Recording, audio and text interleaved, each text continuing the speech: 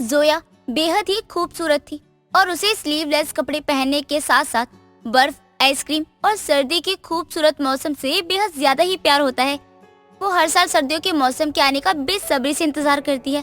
ऐसे ही एक दिन वो कॉलेज जाने के लिए रेडी हो रही होती है तो खुद से बोलती है, लो हो गई मैं तैयार, चलो अब नाश्ता कर लेती हूँ, फिर कॉलेज के लिए चली जाऊंगी क्योंकि ये लास्ट ईयर है मेरा। जोया नाश्ता करने के लिए आकर टेबल पर बैठ जाती है। तभी उसकी माँ शॉल ओढ़े हुए नाश्ता लेकर आती है और अपनी माँ को देख जोया बोलती है, अरे अरे माँ, आपने अभी से शॉल ओढ़ ली? अभी तो नवंबर की भी शुरुआत नहीं हुई है। माँ, आप तो ठंड से ऐसे डरते हो जैसे ठंड आपकी सांस हो। देख जोया, अभी मैं मजाक के मूड में नहीं हूँ। मेरी तबीयत ठीक नहीं है, इसलिए मैंने शॉल ओढ़ रखी है। जोया कुछ ही देर में नाश्ता करके कॉलेज के लिए चली जाती है, जहाँ उसकी फ्रेंड अयाना उसे बोलती है, आ गई, अब चल क्लास चलते हैं, मैं तेरा ही इंतजार कर रही थी। अरे पागल, तुझे दिख नहीं रहा क्या? मैं इतनी देर से भाग कर आई हूँ और मेरी हार्ट बीट भी तेज हो गई है। अभी वाटर बोतल दे, मुझे पानी पीना है, मुझे बहुत प्यास लगी है। हाँ ये ले, वैसे तेरी ये हार्ट बीट इतनी तेज क्यों है? अयाना अपने कॉलेज बैग से उसे अपना वाटर बॉटल निकाल के देती है, जिसके बाद जोया पानी की बोतल से पानी पीती है और बोलती है, अरे ओ स्टूपिड, कैसा पानी है? कितना गर्म है ये? रात में ही भर के रख लिया था क्या? तुझे पता नहीं है क्या? मैं बिल्कुल चिल्ड वाटर पीती हूँ। ओहो, बस कर, समझ गई मैं। बोल तो ऐसे रही है, एवरेस्ट की चोटी पर चढ़कर फर्स्ट प्राइज लेकर आई है। तुझे पता नहीं है क्या कि सर्दी आ गई है, इसीलिए मेरी माँ ने मना किया है कि बर्फ का पानी नहीं पीना है। हाँ हाँ, ले वाटर बोतल। अब महाभारत शुरू मत कर, चल क्लास में चलते हैं। इस तरह दोनों कॉलेज की क्लास अटेंड करते हैं और कुछ ही वक्त बाद क्लास खत्म हो जाती है और जोया अपने घर आ जाती है और अपनी माँ से बोलती है, माँ, अब कैसी हो आप? तबीयत ठीक है ना आपकी? ठीक ही है, लेकिन ठंड लग रही है अभी भी। माँ, आपकी ठंड का तो मेरे पास कोई इलाज नहीं है। फ्री ऑफ कॉस्ट आप मेरे नाम का जाप करो, क्या पता आपकी ठंड गायब हो जाए। अरे नलायक, तेरा नाम लेने से कैसे मेरी ठंड चली जाएगी? तेरे भेजे का स्क्रू ढीला है क्या? अरे मेरी माँ, आप भूल गई, मेरा नाम जोया है, जोया। आपने ही तो रखा था ना मेरा नाम। अगर मैं तेरा नाम ले भी लेती हूँ तो भी ठंड कैसे दूर होगी? क्या माँ, लगता है ठंड के कारण आपकी याददाश्त चली गई है। आप ही तो हमेशा कहती हो ना कि मैं सब कुछ उल्टा करती हूँ, इसलिए जोया का असर भी उल्टा ही होगा।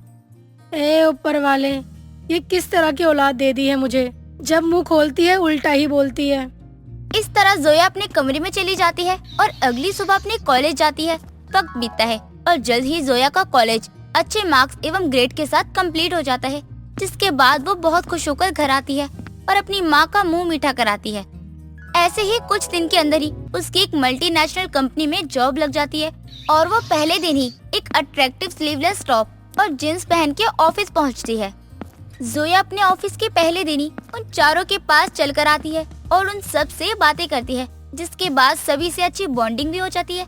ऐसे ही वक्त बीतता है और दिसंबर का महीना शुरू हो जाता है और अपनी स्लीवलेस ड्रेस पहन के ऑफिस के लिए निकल जाती है, जहाँ कमलेश अपने दोस्तों से बोलता है, ये सर्दी, आज तो ऐसा लग रहा है कि ऑफिस में जम जाऊंगा। हाँ यार, आजकल सुबह सुबह बाथरूम में जाके ब्रश करता हूँ ना, तो ऐसा लगता है जैसे मुंह से दांत गायब हो जाएंगे, और नहाते समय अरे आत्मा लगती है बाहर आ गई। अरे भाई, तुम लोग तो फिर भी नहा रहे हो, मैं तो परफ्यूम से काम चला रहा हूँ। तीनों ये बोल ही रहे होते हैं कि तभी जोया ऑफिस में एंटर होती है और उसे देखकर सुमन बोलती है, ओह माय गॉड, इतनी ठंड है और दिसंबर के महीने में ये जोया जैकेट के बिना आई है और स्लीवलेस टॉप पहन के आई है। कैसे पहन के आई है यार? इसको ठंड नहीं लगती क्या? हाँ यार सुमन, जोया को देख, मुझे तो ऐसा लग रहा है इसे किसी बात का सदमा लगा है, स्वेटर पहना भूल गई। तभी जोया उन लोगों के पास आकर कहती है, हे गाइस, क्या बातें चल रही हैं? और तुम सबने ये मोटे मोटे जैकेट और स्वेटर क्यों पहने हुए हैं? अरे क्योंकि हमें ठंड लग रही है। और तुझे ठंड नहीं लगती क्या? और इतना पतला टॉप पहन के आई है ना, जल्दबाजी में शायद से तू ना अपना ना जैकेट घर पे भूल गई होगी। अरे यार रिलैक्स गाइस, मुझे ठंड वंड नहीं लगती और विंटर तो मेरा फेवरेट मौसम है, इसका तो मैं बेसब्री से वेट करती हूँ। और मैं जोया हूँ, जोया, समझे तुम सब? अरे हम तो जानते हैं, लेकिन जरा संभाल के, कहीं ये ठंड जोया को फीका ना कर दे। इस तरह वक्त बीतता है। एक दिन उनका बॉस उन्हें हर साल की तरह ऑफिस से शिमला घुमाने की ट्रिप देता है और सभी बात कर रहे होते हैं कि तभी वहाँ जोया आती है और राकेश बोलता है, ओए हीटर, इधर आ। बॉस ने हम सबको शिमला की ट्रिप दी है। क्या? इट्स अ ग्रेट न्यूज यार। अरे पहले पूरी बात तो सुन ले, बाद में दखलती हो बीच में। हम लोग शिमला जा रहे हैं और वहाँ बहुत बर्फबारी होती है, समझी? तो तू अगर शिमला जाएगी ना तो वापस नहीं आ पाएगी, कि स्वेटर तो तू पहनेगी नहीं, गर्म कपड़े तू लेगी नहीं। इस तरह उमा अपनी बेटी की जरूरत का सामान उसके बैग में रख देती है और सारे टूरिस्ट बस में बैठकर शिमला के लिए रवाना हो जाते हैं, जहां अमन बोलता है, अरे तुम सारे चुप क्यों हो गए? मौन व्रत है क्या? तू ही बोल ले, क्या करें, तू ही भौंक ले। अरे कोई गाना ही गा लो, शायरी ही कर लो। अरे कमलेश, तू तो बहुत अच्छी शायरी कहता है, बोलना। अच्छा ऐसा है क्या? फिर सुनो सब। ना मुस्कुराने का जी चाहता है, ना कुछ खाने का जी चाहता है। ठंड इतनी है कि बर्दाश्त नहीं होती, इसलिए कंबल से निकलने का मन नहीं करता है।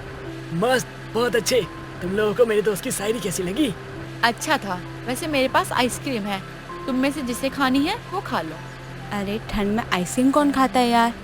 ठंड में तो मूंगफली, गज्जक ये सब खाते हैं ना यार। मत खाओ, पर मुझे तो खानी है, क्योंकि मुझे आइसक्रीम खाने का मजा ठंड में ही आता है। इस तरह कुछ ही घंटों में सभी शिमला पहुंच जाते हैं, जहां वो सभी होटल में बुक किए हुए रूम में पहुंच जाते हैं। और जोया बोलती है, क्या यार, हम 5 लोग एक रूम में कैसे सोएंगे? अबे ठंड है, ठंड में ना एक क्या 50 लोग एक रूम के अंदर सो सकते हैं। हाँ, क्योंकि ठंड में तो सारे चिपक के ही सोते हैं। हम तीनों दोस्त एक बेड पे सो जाएंगे और तुम दोनों एक पर। इस तरह कुछ देर में रात होती है। वो लोग होटल में खाना खाते हैं, लेकिन जोया अपनी आदतों के कारण इस कड़ाके की ठंड में भी आइसक्रीम खाती है, साथ ही काफी ज्यादा कोल्ड ड्रिंक भी पीती है। ये देखकर अमन बोलता है, जोया, हम इस वक्त शिमला में हैं, समझ में आता है तुझे कुछ? यहाँ भी ठंडी ठंडी चीजें खा रही है और स्वेटर तो पहनना नहीं है तुझे। अरे इतना पतला कपड़ा कौन पहनता है, वो भी इतनी ठंड में? अरे समस्या हो जाएगी तुझे। ओ जोया, बस भी कर यार। इतनी ठंड में ना तू ऐसे भी मजा ले रही है ना, तो को भारी ना पड़ जाए ये ठंड। अरे यार अब बस करो, चलो सोने, क्योंकि कल मुझे एक स्नोफॉल एंजॉय करनी है। इस तरह वो सभी सोने चले जाते हैं और अगली सुबह होती है और जोया को अपने गले में खराश महसूस होती है। साथ ही उसे ठंडी आइसक्रीम खाने के कारण उसे बुरी तरह से कोल्ड हो जाता है। सुमन उठकर वॉशरूम में नहाने चली जाती है और वॉशरूम से निकलने के बाद बोलती है, यार ये गीजर के पानी से नहाने पे ना इतनी ठंड लग रही है यार। मैं तो कह रही हूँ तुम सब भी मत नहाओ यार। हाँ यार, भगवान का दिया हुआ बाथटब है, साबुन है, बाथरूम भी है, नहाने के लिए पानी भी है, लेकिन हिम्मत नहीं है। मैं तो कहता हूँ हाथ मुंह धो, मतलब समझ लो हो गया, नहा लिया। अच्छी, तुम लोग कितना डरते हो, मैं नहाने जा रही हूँ। अच्छी। अरे बस कर, हमें पता है कि तुझे सर्दी से डर नहीं लगता, लेकिन देख अभी तुझे कोल्ड हो रहा है। अगर तू नहाने गई उसके बाद तुझे ठंड लग जाएगी, तू इसी शिमला में निपट जाएगी। हाँ, अब कोई नहीं नहाएगा, चलो बाहर चल के एंजॉय करते हैं। लेकिन जोया, मेरी मान तो तू कहीं मत जा, तू आराम कर, तुझे कोल्ड हो रखा है। ओए बस कर, मैं भी चलूंगी। तुझे नहीं पता क्या, विंटर मेरा फेवरेट मौसम है। अच्छी, एक तो मैं शिमला में हूँ अब तो मैं पक्का जाऊंगी। इस तरह सारे होटल के बाहर घूमने जाते हैं, जहाँ स्नोफॉल शुरू हो जाती है और सभी वहाँ एंजॉय करते हैं। लेकिन जोया बढ़ते कोल्ड के कारण उसकी बॉडी का टेम्परेचर लो हो जाता है और वो बेहोश हो जाती है।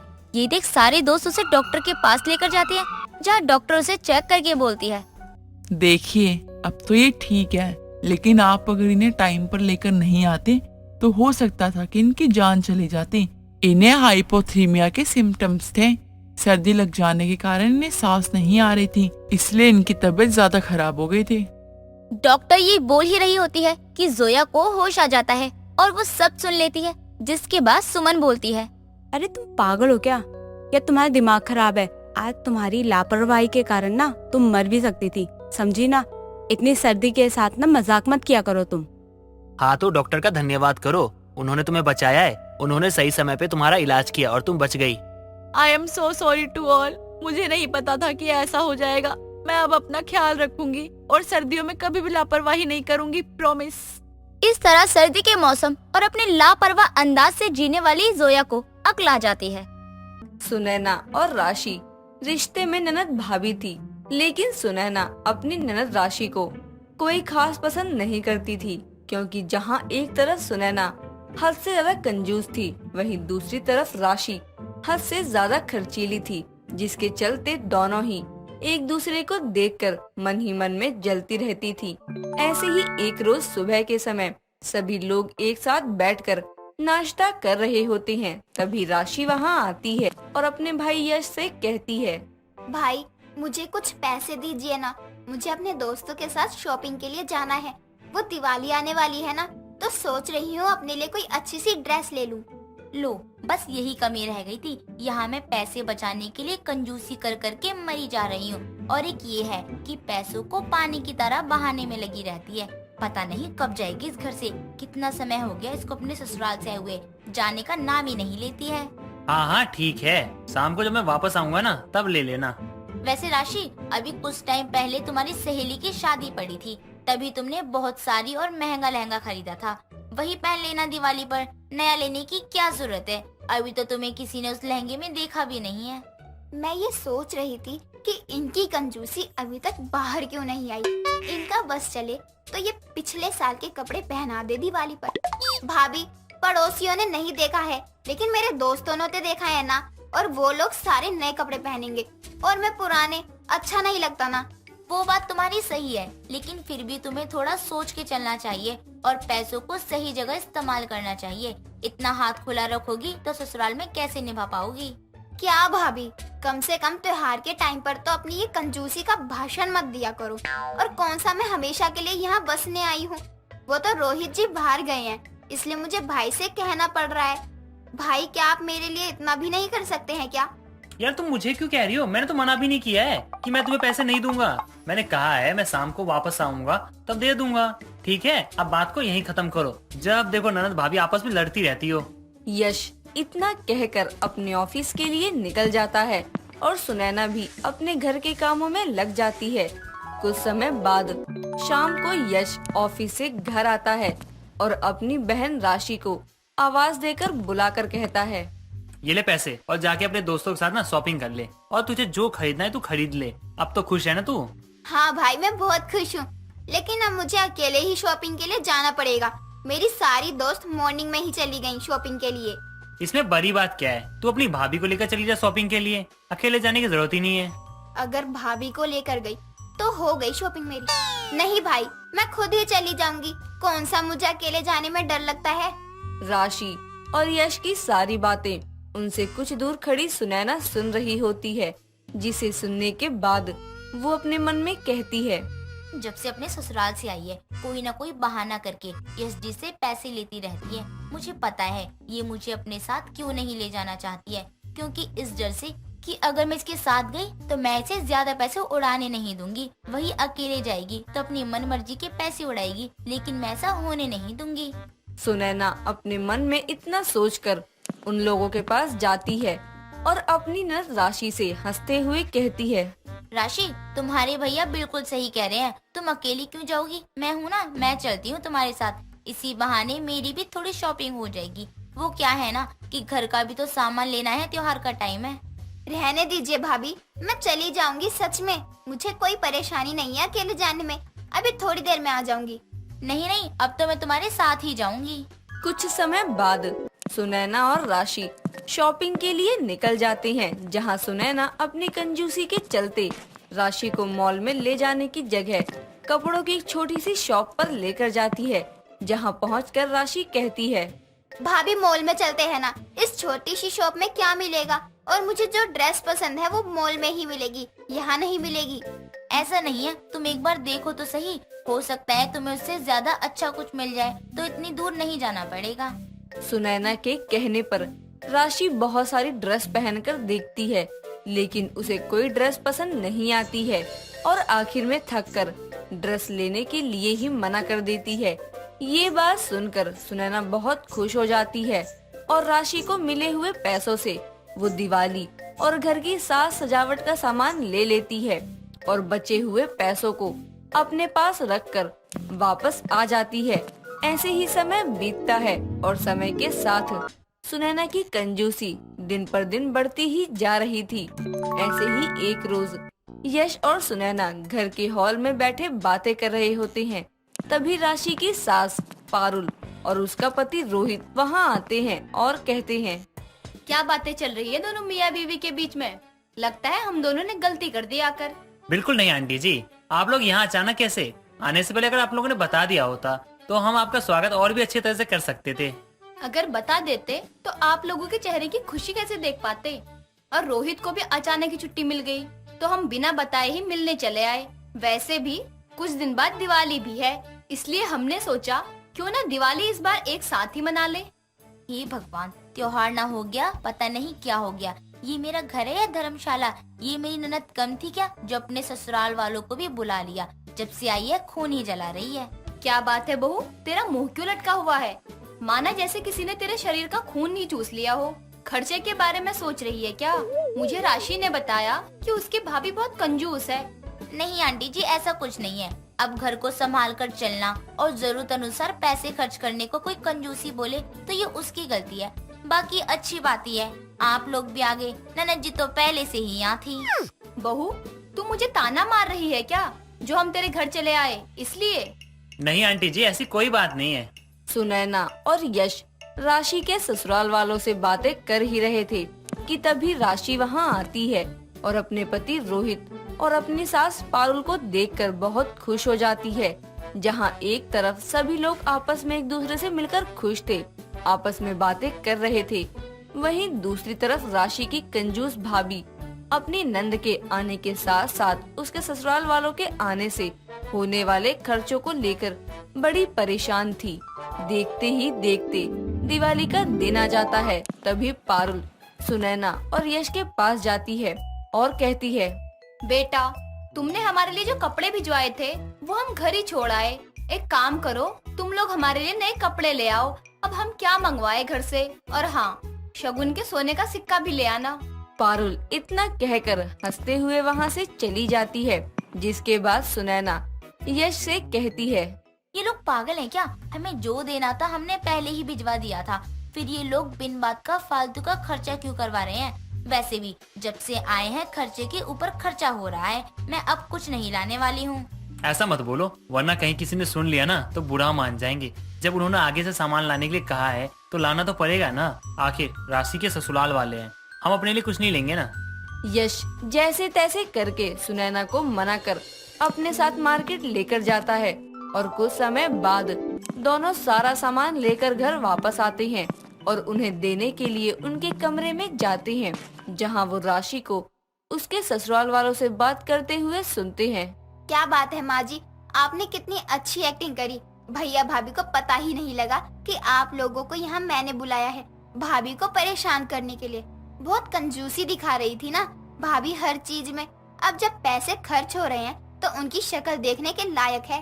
उन लोगों की सारी बातें दरवाजे पर खड़े यश और सुनैना सुन रहे होते हैं, जिसे सुनने के बाद वो अंदर आते हैं और सुनैना अपनी नंद से कहती है, तुमसे ये उम्मीद नहीं थी राशि। अपने ससुराल वालों के सामने मेरी कंजूसी का मजाक बनाकर अपने मायके वालों की इंसल्ट करते टाइम तुमने एक बार भी अपने भाई की इज्जत के बारे में नहीं सोचा, जिसने हमेशा तुम्हारे बारे में सोचा। हाँ, मैं हूँ कंजूस, लेकिन कंजूसी भी तो इसी घर के लिए करती हूँ ना। सुनैना की बात सुनकर राशि को अपनी हरकत पर बहुत पछतावा होता है, जिसके बाद वो अपने भाई भाभी से अपनी गलती की माफी मांगती है। साथ ही दोबारा फिर कभी अपनी भाभी की कंजूसी का मजाक ना उड़ाने का वादा भी करती है। फातिमा अपने कॉलेज के दिनों से ही अर्जुन नाम के लड़के से बेहद प्यार करती थी। जात पात का विरोध ना करते हुए दोनों के परिवार वालों ने हंसी खुशी फातिमा और अर्जुन की शादी करवा दी थी। शादी के बाद फातिमा अपने बहू होने की सारी जिम्मेदारियां पूरी तरीके से निभा रही थी। ऐसी एक दिन फातिमा की सास अनुराधा उससे बोलती है, फातिमा बहू, आज घर पे ना मेहमान आ रहे हैं, तो तू उनके लिए कुछ अच्छा सा बना दे। जैसा आप कहे अम्मी, हम उसके लिए अच्छा सा खाना बना देंगे। कितने लोग आ रहे हैं दावत पर? बेटा कुछ 4 लोग आ रहे हैं। मेरी मदद की जरूरत हो तो मुझे बता देना। नहीं अम्मी, आपकी मदद की कोई जरूरत नहीं है। हम सारा खाना खुद बना लेंगे। आप बस आराम से बैठिए और मेहमानों से बातें कीजिए। जब वो आ जाए बाकी सब कुछ हम अपने आप देख लेंगे।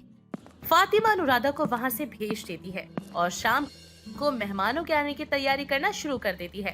वो मेहमानों के लिए बूंदी का रायता, लच्छा पराठा, आलू गोभी की सब्जी और बिरयानी बनाती है।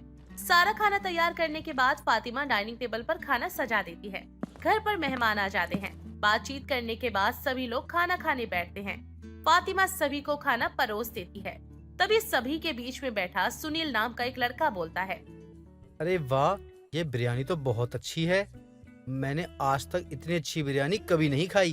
पहले तो मुझे लगा था कि ये चिकन बिरयानी है, पर जब फातिमा जी ने मुझे परोसा तब मुझे पता चला कि ये तो वेज बिरयानी है। इसका स्वाद तो बहुत ही लाजवाब है।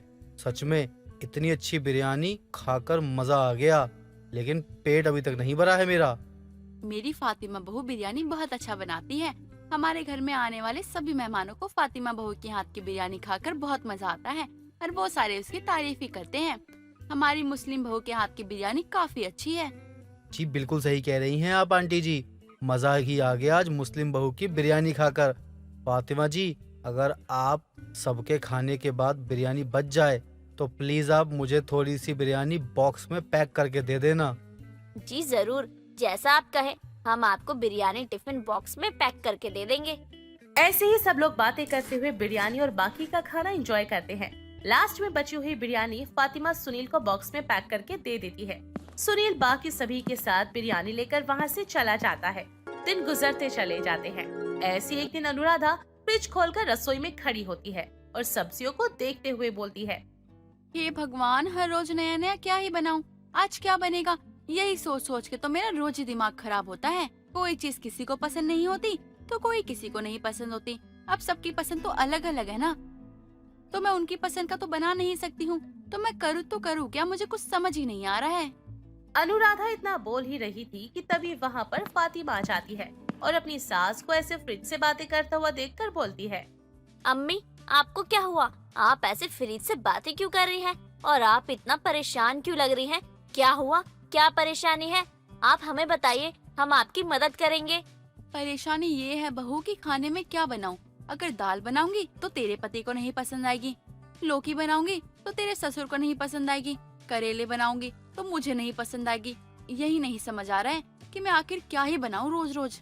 बस इतनी सी बात। अम्मी, आज मैं आप सभी के लिए आलू दम बिरयानी बना देती हूँ। बहुत ही ज्यादा स्वादिष्ट लगती है वो खाने में, और उसके साथ में मैं आप सभी के लिए सिरके वाले प्याज और अच्छी सी लाल टमाटर और मिर्च की चटनी भी बना देती हूँ। आप खाएंगी ना तो बस खाती ही रह जाएंगी।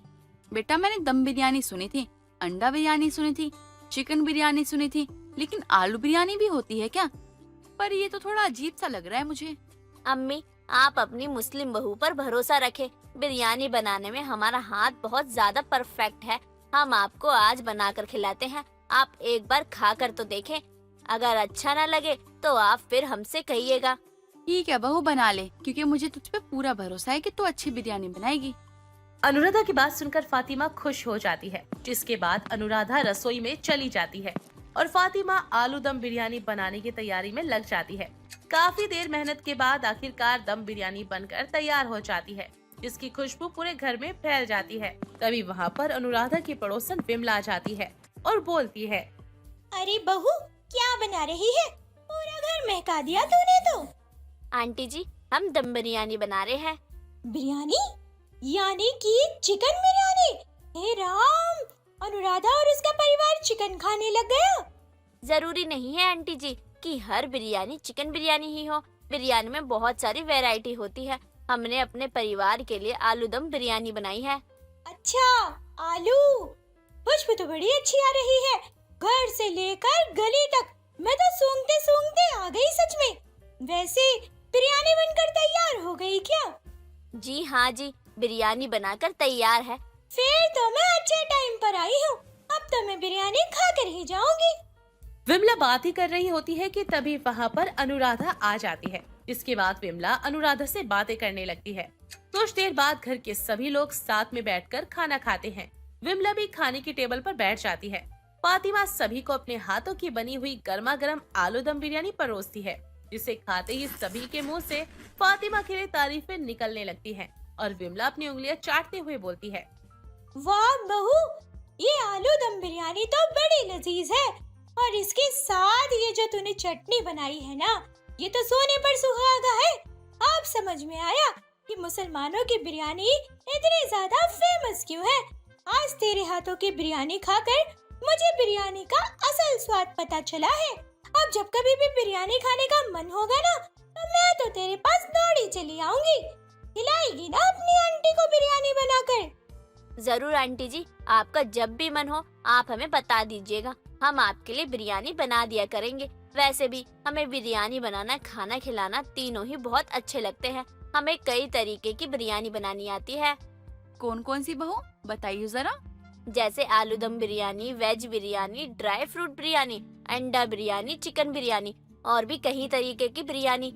आप सभी लोगों को वेजिटेबल पसंद है ना, तो इसलिए हम आपके लिए वेज बिरयानी बनाते हैं। और जब हम अपने मायके में थे तो वहाँ पर हम सभी के लिए चिकन बिरयानी बनाया करते थे। हमारे मायके में भी सभी को हमारे हाथ की बिरयानी बहुत पसंद थी।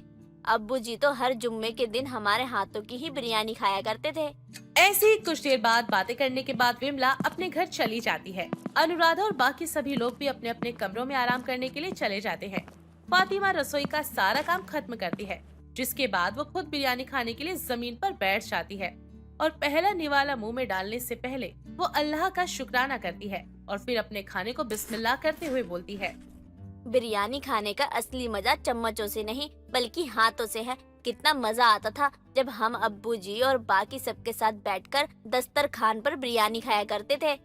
ऐसे ही पुराने दिनों को याद करके फातिमा बिरयानी फिनिश करती है और उसके बाद अपने कमरे में जाकर आराम करने लगती है। दिन गुजरते चले जाते हैं। अब आसपास के लोग भी फातिमा से उसकी बिरयानी बनाने के तरीके और मसाले के बारे में पूछना शुरू करते हैं। धीरे धीरे मुस्लिम बहू की बिरयानी बहुत ही ज्यादा मशहूर हो जाती है और ऐसे ही एक दिन अनुराधा फातिमा से बोलती है, फातिमा बेटा, हमारे पास में जो गरीबों वाली बस्ती है ना, वहाँ रोज कोई ना कोई उनके लिए लंगर ले जाता है, जिसमें कोई आलू पूड़ी, कोई छोले चावल, दाल चावल, ऐसी काफी चीजें लेके जाते हैं। मैं चाहती हूँ इस बार तू अपने हाथों की बनी बिरयानी लेकर जाए और उन्हें खिलाए।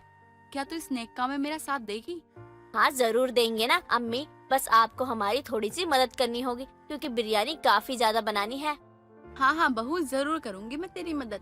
दोनों सास बहू मिलकर ढेर सारी बिरयानी बनाते और सारी बिरयानी बड़े बड़े डब्बों में डालकर गरीबों की बस्ती में ले जाते, जहाँ फातिमा सभी को खुले दिल से भर भर कर बिरयानियाँ खिलाती। सभी गरीब फातिमा को खूब दुआएं देते। हम आप लोगों के लिए हर दिन कुछ न कुछ बना दिया करेंगे। लेकिन ये मुमकिन नहीं है। मुमकिन क्यों नहीं है? हमारे अब्बू जी ने हमेशा हमें सिखाया है कि किसी भूखे का पेट भरना 100 अच्छे कर्म करने के बराबर है।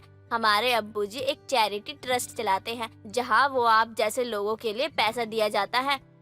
हम उसी की मदद से आप लोगों के लिए हर दिन अच्छा खाना बना दिया करेंगे ताकि आप लोगों को भरपेट और एकदम स्वादिष्ट खाना मिल सके।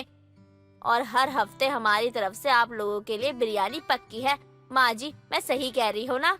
बिल्कुल सही कह रही है तू। मेरी बहू के हाथों की बिरयानी और उसकी सोच दोनों ही लाजवाब है। इतना कहकर अनुराधा फातिमा के सर पर प्यार से हाथ रखती है, जिसके बाद फातिमा अपने अब्बू से बात करती है और सभी गरीबों के लिए डेली खाना बनवाने के लिए राशन और जरूरत का सारा सामान मंगवाती है और हर दिन अपने हाथों से बढ़िया बढ़िया खाना और बिरयानी बनाकर खिलाने लगती है। मुस्कान अपनी माँ के साथ दिल्ली शहर में रहा करती थी। मुस्कान को खाना बनाना बहुत पसंद था। मुस्कान एक कैफे में काम किया करती थी जहाँ उसे बहुत मेहनत करने के बाद उसके मन जैसी सैलरी नहीं मिलती। ऐसे ही एक दिन मुस्कान अपने मालिक से कहती है, सर मेरी सैलरी बढ़ा दीजिए, मेरा इतना कम सैलरी में घर नहीं चल पाता, मुझे मेरी माँ की दवाई भी लेनी रहती है, आप थोड़ा देख लेते तो अच्छा होता, मुझे भी प्रॉब्लम्स रहती है। देखता हूँ कब बढ़ानी है, मैं सोच कर बताता हूँ। अभी अभी काम का समय है, तुम समय बर्बाद कर रही हो। जाओ जाके काम करो। सर लेकिन मेरा काम का समय खत्म हो गया है, अब मेरा घर जाने का टाइम है, मैंने अपनी ड्यूटी पूरी कर ली है, मैं चलती हूँ। और सर मुझे कल तक बता देते तो मेरे लिए अच्छा होता। क्या क्या क्या कहा तुमने? जल्दी जाना है? अरे कोई जरूरत नहीं जल्दी जाने की। अगर जल्दी जाना हो ना तो सैलरी बढ़ाने के लिए मत बोला करो, समझी तुम? एक तो सैलरी बढ़ानी है और काम से भी जल्दी जाना है, ऐसे काम नहीं चलेगा। कैफे जब तक बंद नहीं होता तब तक तुम काम पे रहोगी। सर लेकिन मैं यहाँ सबसे पहले आती हूँ और कैफे की पूरी सफाई भी करती हूँ, तो जैसे मैं पहले आती हूँ तो वैसे भी सबसे पहले हक तो मेरा ही है ना घर जाने का। सैलरी बढ़ानी है ना तो काम तो करना होगा, वरना जितनी है ना उतने में खुश रहो। पता नहीं कहाँ से आ जाते हैं कि सर सैलरी बढ़ा दो। ठीक है सर, मैं कल से कैफे बंद होने के बाद ही घर जाऊंगी, लेकिन मुझे मेरी सैलरी बढ़ाकर मिलनी चाहिए। बस अभी मैं चलती हूँ, कल आती हूँ। मुस्कान अपने मालिक को कल आने का बोलकर चली जाती है और अगली सुबह मुस्कान लेट आती है। जैसे स्टाफ के दूसरे लोग आया करते थे, सभी स्टाफ मिलकर कैफे की सफाई करते हैं और उनका आधा वक्त यूं ही गुजर जाता है। जब सारे लोग आराम से बैठे होते हैं तभी वहाँ कैफे का ओनर नथु आकर बोलता है, अरे क्या हुआ, तुम सब यहाँ ऐसे क्यों बैठे हो? अरे काम कौन करेगा मेरा अब्बा जान? अरे इतनी सुस्ती क्यों है तुम लोगों को? अरे काम करो। सर जस्ट अभी हम काम करके बैठे हैं, हमारे आने के बाद ही सफाई हुई है, इसलिए थक गए हैं। थोड़ी देर रुक जाइए सर, थोड़ा आराम तो करने दीजिए। क्यों, वो मुस्कान कहाँ गई? वो तो रोज काम पे जल्दी आती है ना और कैफे की सफाई करती है। आज क्या हुआ उसे? वो है ही नहीं, काम चोर कहीं की। सर मैं यहाँ हूँ और आपको किसी को काम चोर बोलने से पहले 10 बार सोचना चाहिए, क्योंकि मैं भी इन लोगों के साथ ही काम कर रही थी। तुम लेट क्यों आई? अरे तुम्हारे लेट आने के कारण कैफे अभी तक सही से खुला नहीं है। सर ये कैसे हो सकता है? अगर मैं जल्दी आ गई तब भी आप मुझे कैफे क्लोज होने के बाद ही घर जाने की परमिशन देंगे, तो मैं क्यों जल्दी आऊँ? अगर कोई है स्टाफ तो उसे बोल कर देखिए। सॉरी सर, लेकिन मैं तो अपने वक्त पर ही आऊंगा, क्योंकि इतनी देर रात तक काम करने के बाद सुबह उठने का मन ही नहीं करता। काम पे जल्दी आने की बहुत बड़ी बात हो गई। हाँ, लेकिन इन सब से पूछ लीजिए, अगर ये आ चाहते हैं तो आ सकते हैं। अरे ये सब तो तुम्हारे साथ ही जाते हैं ना, तो इनसे कैसे होगा? जैसे मुस्कान से होगा, वो भी कैफे क्लोज होने तक ही रुकेगी सर, उससे भी आने में लेट हो जाएगा। वरना आप ऐसा कीजिए, कोई साफ सफाई करने वाली ढूंढ लीजिए, ताकि हमारा काम सही टाइम से हो जाए। संजय की बात सुनकर नथु मुस्कान का टाइम टेबल जैसा था पहले वैसा ही कर देता है। ऐसे ही कुछ वक्त गुजरता है और जब पूरे स्टाफ के साथ मुस्कान को भी सैलरी मिलती है तो वो गुस्से में अपने कैफे के मालिक से कहती है, सर मैंने आपको अपनी प्रॉब्लम्स बताई थी, लेकिन फिर भी आपने मेरी सैलरी नहीं बढ़ाई। सर आज मेरा लास्ट डे है इस कैफे में, आज के बाद मैं यहाँ काम करने नहीं आऊंगी। ठीक है, जा सकती हो तुम। वैसे भी मुझे तुम्हारा काम पसंद नहीं आता। ओके सर, आपका बहुत बहुत धन्यवाद, जितने दिन भी आपने मुझे काम दिया था। पागल हो गई है क्या? धन्यवाद क्यों बोल रही है? जब इन्होंने एक बार भी नहीं सोचा तेरे बारे में, तो उन्हें धन्यवाद क्यों कर रही है? लोगों को पहचानना सिखा दिया, इसलिए मैं सर को धन्यवाद कह रही हूँ। ठीक है संजय, अच्छे से मन लगाकर काम करना। चलो मैं चलती हूँ। 1 मिनट मुस्कान, मैं भी तेरे साथ चलूंगा। मुझे भी यहाँ काम नहीं करना जहाँ वर्कर के साथ ऐसा होता है। मुस्कान और संजय दोनों कैफे से निकल जाते हैं और आगे पार्क में जाकर बैठते हैं और तभी संजय बोलता है, मुस्कान सुनना, मेरे दिमाग में एक आइडिया आया है। अगर तू साथ दे तो हम अपना अच्छा खासा बिजनेस खोल सकते हैं। संजय तेरी तबीयत तो ठीक है ना? तू क्या बोल रहा है कि बिजनेस करेगा? अरे ऐसी कैसी बात कर रहा है? देखो तो, बोल तो ऐसे रहा है जैसे बाप दादाओं ने करोड़ों की संपत्ति छोड़ रखी है। यही बात मुझे तेरी सबसे बुरी लगती है। पहले सुन तो ले, हंस लियो, मजाक उड़ाना है, जो करना है कर लियो, लेकिन मेरी पूरी बात तो सुन। ठीक है, बता तेरा कौन सा अंबानी बनने का प्लान है जिससे हम करोड़पति बने ना बने, लेकिन रोडपति तो जरूर बन जाएंगे। सुन, तुझे और मुझे पिज्जा, बर्गर और बहुत कुछ बनाना आता है, तो सोच रहा हूँ हम कुछ पैसे इन्वेस्ट करके अपना पिज्जा का दुकान खोल लें। अगर तू चाहे तो करते हैं। अच्छा, तो पिज्जा का दुकान खोलना है, उसके लिए ओवन चाहिए, माइक्रो भी चाहिए, वो सब कहाँ से लाएंगे? ठीक है फिर रहने देते हैं, और मैं अपने लिए दूसरी नौकरी का इंतजाम करता हूँ। संजय का प्लान तो अच्छा था, लेकिन चीजों की कमी होने के कारण मुस्कान संजय का प्लान में साथ नहीं देती और इस चीज के बारे में बहुत सोचती है और वो अपना खुद का दुकान खोलने का सोचती है। ऐसे ही कुछ दिन और गुजर जाते हैं और मुस्कान अपना पिज्जा की दुकान खोलती है, जहाँ मुस्कान की पड़ोसन विमला आती है और बोलती है, क्या बात है मुस्कान बेटी, तुमने अपने खुद की दुकान भी खोल ली। वैसे क्या क्या बना लेती हो? मुझे भी कुछ खिला दो अपनी दुकान का। विमला आंटी, मैं यहाँ बस पिज्जा बनाती हूँ और चूल्हे में बनाती हूँ। घर का बना बनाया ऑर्गेनो, बेजली और चिली फ्लिक्स डालकर इंस्टेंट सॉस बनाती हूँ। वाह मुस्कान, तूने तो अनोखा पिज्जा बनाने की दुकान खोल ली। इतना अनोखा तो खुद ही सब कुछ बना लेती है। और पिज्जा कहाँ बनाती है? आंटी, वो चूल्हे में पिज्जा बनाती हूँ मैं। मेरे पास माइक्रोवेव नहीं है, इसलिए किसी भी तरह चूल्हे में पिज्जा बनाती हूँ और यहाँ कोई भी आकर पिज्जा खा सकता है, ज्यादा महंगा भी नहीं है। वाह, सुनकर अच्छा लगा। ऐसा करो, मेरे लिए एक पिज्जा बना दो, टेस्ट करके देखूं कैसा टेस्ट है। अगर मुझे अच्छा लगा तो मैं अपने सभी रिश्तेदारों को बताऊंगी। दोनों बात कर ही रहे होते हैं तभी मुस्कान की दुकान पर दीपक नाम का लड़का आता है और उससे पिज्जा मांगता है। और जब मुस्कान उसे और विमला को पिज्जा देती है तो दीपक उस पिज्जा को खाकर बोलता है, वाह, पिज्जा सच में बहुत अच्छा बना है, लाजवाब है। आपका बनाया हुआ पिज्जा ना बिल्कुल अनोखा है। हाँ मुस्कान, तुम्हारे हाथ में जादू है, अनोखा पिज्जा बनाया तुमने। मैं अपने रिश्तेदारों को तुम्हारी दुकान का ठिकाना भी जरूर बताऊंगी। धन्यवाद आप दोनों का, जो आप दोनों ने मेरे बनाए हुए पिज्जे को इतना पसंद किया। कैसे बताऊं मैं कि मैं कितनी खुश हूँ ये सोचकर कि हम चूल्हे में भी पिज्जा बना सकते हैं। आपने ना पिज्जा ना बहुत स्वादिष्ट बनाया है, और आपने जो पिज्जा में ना कुछ कुछ चीजें डाली है ना, वो तो बहुत अच्छी लगी मुझे। आज सही कहा, ये घी का स्वाद से लगता है कि बहुत टेस्टी और हेल्दी है, मजा आ गया। लेकिन मुस्कान, अगर तुम पिज्जा में घी डालोगी तो कैसे बिजनेस में मुनाफा होगा तुम्हें? मनोरमा चाची, ये सब सोचकर ही मैंने ये सब किया है। बाकी देखते हैं कैसा चलता है ये पिज्जा का दुकान। सब सही होगा बेटा, बस ऊपर वाले पर भरोसा रखो। विमला और दीपक को मुस्कान का बनाया हुआ अनोखा पिज्जा बहुत पसंद आता है। ऐसे ही कुछ दिन बीत जाते हैं और एक दिन मुस्कान की दुकान पर दीपक संजय को लेकर आता है, जो दीपक का दोस्त होता है। तभी संजय को देखकर मुस्कान बोलती है, वाह क्या बात है दीपक जी, आज आप अपने दोस्तों के साथ आए हो। और संजय, आजा अंदर बैठ। अरे आप दोनों एक दूसरे को जानते हो? अरे वाह क्या बात है। हाँ, बहुत अच्छे से। लेकिन मुस्कान, तूने अच्छा नहीं किया मेरे साथ। जब मैंने कहा था तब तो तूने मना कर दिया था, और खुद का दुकान खोल लिया तूने अब। वाह। मैंने भी बहुत सोचने के बाद ये पिज्जा का दुकान खोला, और पहले तू मेरा बनाया हुआ पिज्जा टेस्ट कर। संजय ने भी मुस्कान का बनाया अनोखा पिज्जा खाया और उसकी तारीफ करने लगा। ऐसे ही धीरे धीरे मुस्कान का बनाया अनोखा पिज्जा उसके शहर में फेमस हो जाता है। दोस्तों, अगर आपको ये कहानी पसंद आई तो इसे लाइक करें, शेयर करें और कमेंट करके बताएं कि कहानी में आपको सबसे अच्छा क्या लगा।